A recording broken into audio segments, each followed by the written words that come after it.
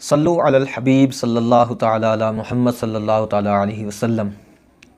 ناظرین، آج ہم پھر آپ کی بارگاہ میں حاضر ہوئے ہیں۔ آج ہم ایک نیا ٹاپک لے کر آپ کی بارگاہ میں حاضر ہوئے ہیں۔ امید ہے کہ انشاءاللہ عز و جل آپ اسے بغور سماعت فرمائیں گے اور سن کر اس پر عمل کرنے کی بھی کوشش کریں گے۔ آج جو ہم سنیں گے وہ ہے شرک کسے کہتے ہیں، اور واجب الوجود کسے کہتے ہیں، اور تیسری بات جو ہے مرتد کسے کہتے ہیں۔ سب سے پہلے ہم بات کرتے ہیں شرک کے بارے میں، یعنی شرک کے کیا معنی ہوتے ہیں، کیا چیز ہوتی ہے شرک۔ کہتے ہیں کہ شرک کا معنی ہوتا ہے اللہ عز و جل کے علاوہ کسی کو واجب الوجود یا مستحق عبادت سمجھنا، یعنی الوہیت میں اللہ عز و جل کی شان میں کسی دوسرے کو شریک کرنا، یہ کفر کی سب سے بدترین قسم ہے، شرک ہے۔ اس کے سوا کوئی بات کیسی ہی شدید کفر ہو، وہ حقیقتاً شرک نہیں ہوتا ہے۔ تو ناظرین، آپ نے شرک کے بارے میں سنا، اب ہم سنتے ہیں، ہم نے ایک لفظ اس میں سنا کہ واجب الوجود۔ یہ واجب الوجود ہوتا کیا ہے، اس سے مراد کیا ہے واجب الوجود سے؟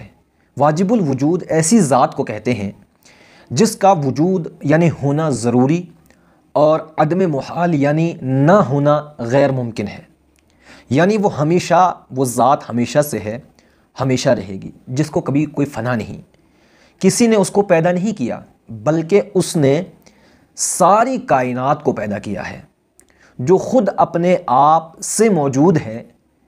یہ صرف اللہ عز و جل کی ذات ہے، اس کے سوا کوئی نہیں۔ ناظرین، اب ایک اور بات ہم نے سنی تھی مرتد کے بارے میں، اب ہم سنتے ہیں مرتد کہتے کسے ہیں۔ مرتد وہ شخص ہوتا ہے، وہ انسان کہ اسلام کے بعد کسی ایسے امر کا انکار کرے، یعنی کسی ایسے فعل کا انکار کرے، کسی ایسے کام کا انکار کرے جو ضروریات دین سے ہو۔ آپ نے پہلے بھی سنا ہوگا کہ ضروریات دین کسے کہتے ہیں، یعنی نماز کی فرضیت، روزہ، حج، زکوٰۃ، جنت، دوزخ، حضور علیہ الصلوۃ والسلام کا خاتم النبیین ہونا، ٹھیک ہے۔ تو فرماتے ہیں مرتد وہ شخص ہوتا ہے جو اسلام کے بعد، یعنی اس مسلمان ہے، اب وہ کسی ضروریات دین کا انکار کرتا ہے، یعنی زبان سے کلمہ کفر بکتا ہے جس میں تعویل صحیح کی گنجائش ہو ہی نہیں۔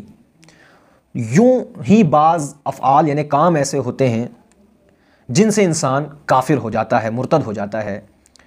تو مثلاً بت کو سجدہ کر دینا، ٹھیک ہے، غیر خدا کو سجدہ کر دینا، ٹھیک، اور قرآن پاک کو جو ہے نجاست کی جگہ پر ڈال دینا، یہ چیزیں جو ہے ان سے انسان مرتد ہوتا ہے، یعنی اسلام کے بعد پھر وہ واپس کفر میں چلا جاتا ہے۔ مسلمان تھا اور پھر اس نے کفر کیا تو وہ مرتد ہو گیا، ٹھیک ہے۔ تو یہ باتیں جو آج ہم نے سنی ہے، ان پر اللہ تعالی ہمیں عمل کی توفیق عطا فرمائے۔ صلو علی الحبیب صلی اللہ تعالی علی محمد صلی اللہ تعالی